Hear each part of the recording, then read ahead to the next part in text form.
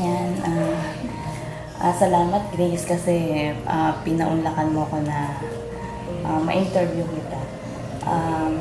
Ilan taon ka na? 23. 23. Ano muna ang pangalan mo? Ang pangalan ko po ay Mary Grace Moreno. Mary Grace Moreno. So, pang ilan ka sa magkakapatid? Pang-tatlo. Pang-tatlo. Saan ka talaga nakatira? South Cotabato. Sa Cotabato. Probinsya. Opo. No? Paano ka nakarating dito sa Maynila? Nakarating ako dito kasi kailangan ko ng work Kailangan para makatulong sa pamilya. Pero, ano natapos mo sa pag-aaral? High school graduate. High school graduate. Saan natapos mo na estado ng na high school ka lang, hindi ka naman nahirapan makahanap ng trabaho? Mahirap po kasi high school graduate lang ako. Pero mataas na din naman. Pag naghanap ng trabaho, parang kailangan yung mataas na yung standard na hinahanap nila.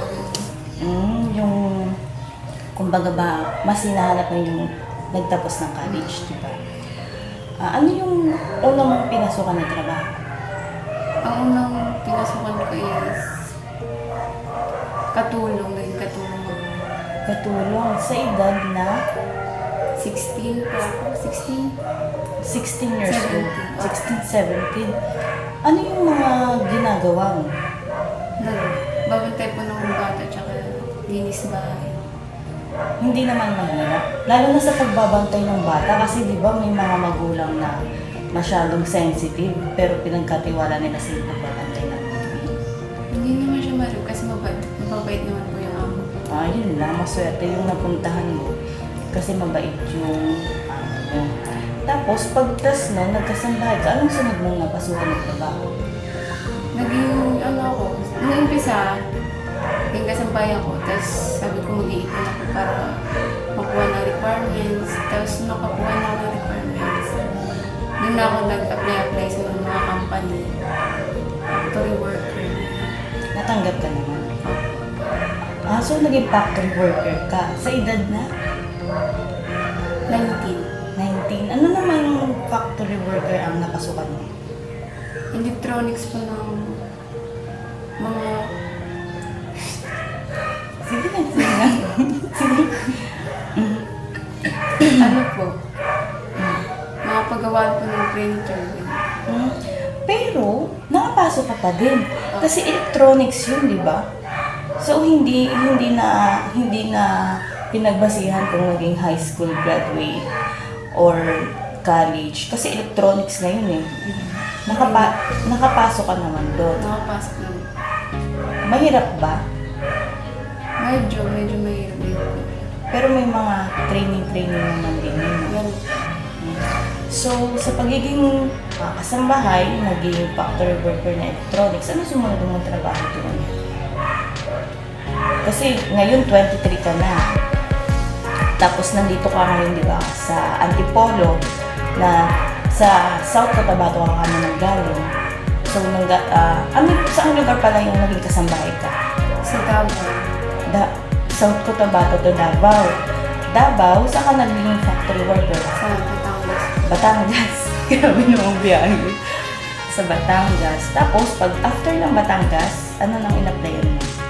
Ganun pa rin po. Ganun. Operator, factory worker pa din. Saan doon pa din sa Batangas pa rin. Batangas? So, sa mga,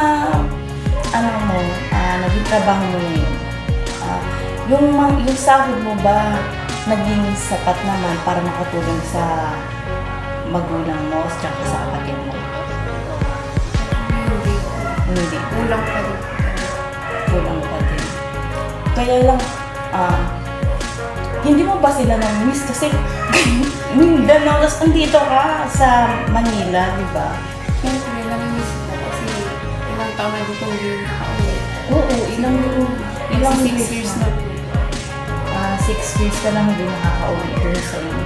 Hindi mo ba sila nami-miss? Nami-miss ko. Oo. Pero pumasok sa isip mo na uuwi ka doon sa inyo. akong budget eh. Wala pang budget kung sa bagay. Ano ba ang lagay ng pamilya mo ngayon? Mahirap pa din. Mahirap pa din ang ano. Ganun pa rin po, palipat-lipat pa rin po ng bahay. Tapos, yung dalawang kapatid nag-aaral pa. So, may dalawang kapatid na nag-aaral. Ilan ba kayo magkakapatid mo? Anim. 6. Yung panganay, Nasa Mindanao. nasa Mindanao, nag-aaral din. Hindi na. Hindi na. Pero nakakatulong sa magulang. Na ngayon wala po yung trabaho. Pero wala din asawa. Meron po. Ang may asawa May na. kalibing partner. Tapos yung sumunod, Nandito po. May trabaho. nandito din. Tapos ikaw, tapos yung may sumunod pang tatlo. Paano pumasok sa isip mo na, kasi di ba meron namang panganay, may pangalawa. Pangatlo ka, paano pumasok sa isip mo na, ay magtatrabaho ako para sa pamilya ko? Bakit naisip mo yun? Naisip ko yun kasi noong time na po yun, sobrang hirap na. Tapos sabay po silang nabuntis. Siyempre, Parang binagsakan ng ano. Tapos,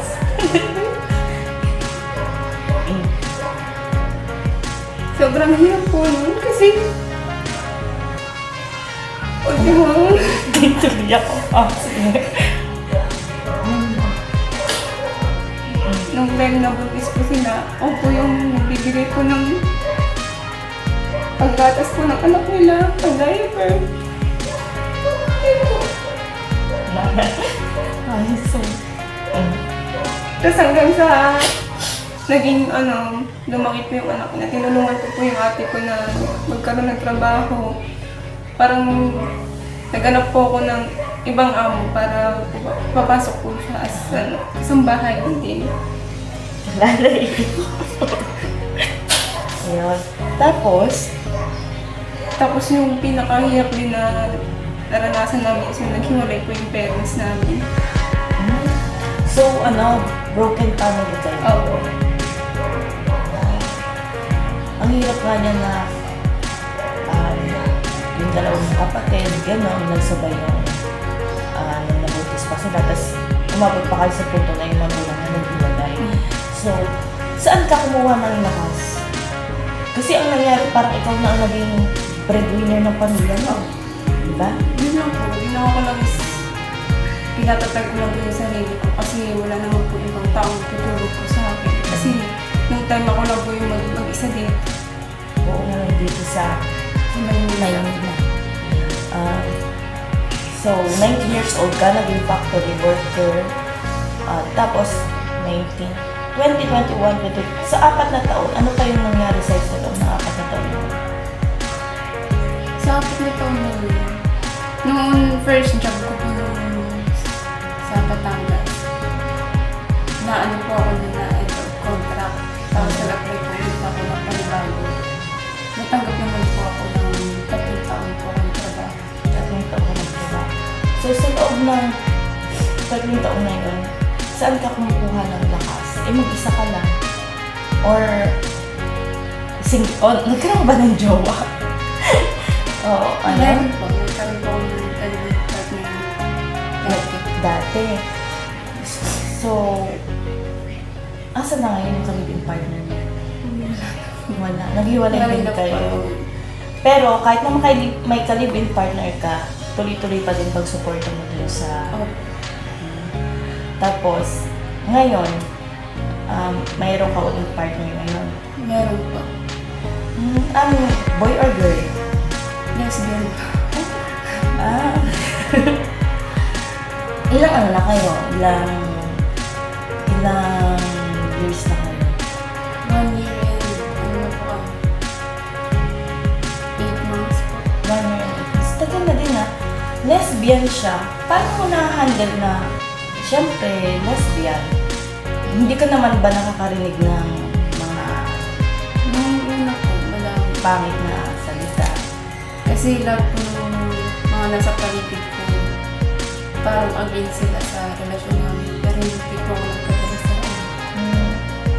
Kamusta naman yung pagkakaroon ng lesbian na partner. Hindi naman ba ganun kaya? Kasi di ba sa mga lalaki, pag lalaki, manlagaw ko na. Eh yung lesbian na partner, ano naman, hindi naman ba ganun ka, Hindi naman po ganun kahirap. ganun ka, diba? Pares kasi naman din kayong babae, nagkakaintindihan din naman kayo ng mga ano nyo, diba? So ngayon, mula South Cotabato, napunta ka ng Davao, napunta ka ng Batangas, napunta ka ng dito na sa Antipolo. Ngayon, anong trabaho mo ngayon? Wala. Wala. Naghahanap pa rin. Naghahanap ka pa rin ngayon. Bakit? Mahirap eh. Dito mahirap maghanap sa Sobrang. Maynila ng ano talaga trabaho mo. Unlike nung nandun ka sa Batangas, factory worker na tanggap ka kagad.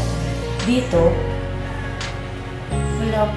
talagang may basihan pa talaga sila sa ano, kahit sa factory worker dito sa Maynila, talagang may basihan din talaga sila.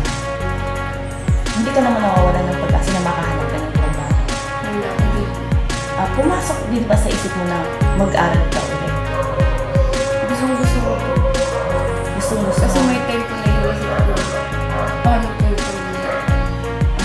Iniisip mo, syempre na naman pag nag-aral ka, kailangan mo ng pang-tuition, ng mga pang-project.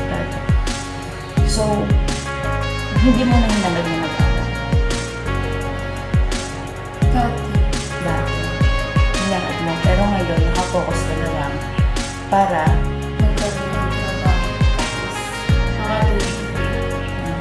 ano bang ano, dahil parang ikaw ang naging breadwinner, ano ba ang isang magiging goal mo o parang pangarap mo para sa pamilya mo? Masyado kung ano. Hindi, kasi katulad niyan, ikaw hindi ka nakatapos ng pag-aaral. Kumbaga ba, dun man lang sa mga kapatid mo, gusto mo ba silang mapagtapos? Kasi ikaw hindi mo na iniisip na mag-aral ka, di ba? Parang yun naman din po yung pinag-uulat ko ng lakas. Para sa mga kapatid ko din. Kasi sila na lang po yung nag-aaral sa amin. Ilan sila nag-aaral? Dalawa po. Dalawa. Tapos ano na ang mga ano nila ngayon? Ano na ang mga grade nila? Nung kasunod po sa akin, nag-12 na po. Tapos yung bunso po namin, grade 5. So may mapagtatapos ka na, mapapakyat ka na sa stage. Anong pakiramdam na may mapapatapos ka na sa mga kapatid mo? Sobrang sarap. Sa pakiramdam na? Kasi nakatulong din po ako. Ang galing, yun lang. Hanggang ngayon naman, yun pa rin naman ang goal mo, di ba? Pero bakit sa kabila ng mga ano, naging mga problema mo, tapos ko pa naging breadwinner, hindi ka pinanghinaan ng loob? Hindi talaga. Kasi pag pakiramdam ko na nanghihina ako, iniisip ko na lang po yung pamilya. Ano po yung nagay nila ngayon. Nasusukong po ako kung mangyayari sa kanila. So, ang naiisip mo na ngayon pagtapos yung kapatid mo, na parang kahit hindi man ikaw nakapagtapos, may Sila na lang. galing.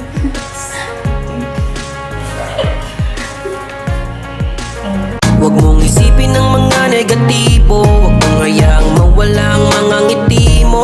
Chika lang palagi at maging positibo, basta gawin mo lang yung mga bagay na di mo ikakapangamak. Laging magpasalamat, gawin mo yun dapat kung anong nararapat. Lagi mong itatatak sa isip mo, gawin mo lang ng gawin mga hilig mo. Gawin mo lang ng gawin mga hilig mo, huwag mo na lang pansinin ang nasa paligid mo.